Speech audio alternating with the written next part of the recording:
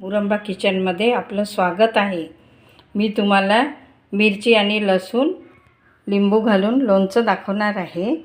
इथे मी मिरच्या धुवून पुसून घेतल्या, 4 लिंब घेतले आणि इथे मेथ्या घेतल्या, थोडे धने घेतले, मोहरी घेतली, बडीशोप घेतली, तेल घेतलं अर्धी वाटी, लसूण घेतला, मीठ आणि हिंग आणि आपला लोणच्याचा मसाला घेतला आहे।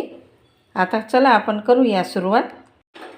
आपण हे आता सगळं भाजून घेऊ, नुसतं गरम करून घ्यायचं आहे। सगळं एकत्र टाकून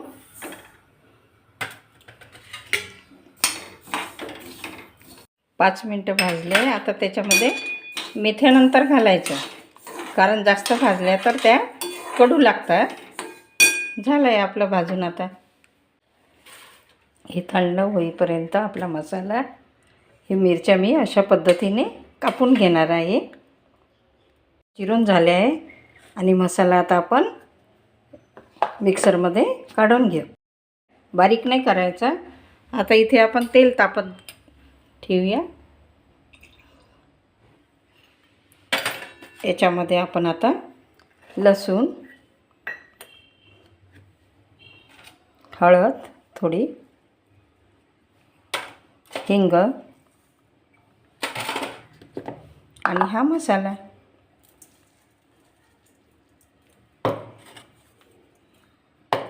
थोडं मीठ घालायचं चवीनुसार। आणि हा मसाला आपण तेल थंड झाल्यानंतर त्यामध्ये टाकून कालवून घेऊ नंतर। आणि लिंबाचा रस आता हे कालवून घेऊ आपण सगळे एकत्र।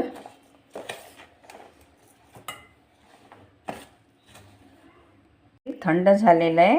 आता याच्यामध्ये आपण हा मसाला कालवून घेऊ।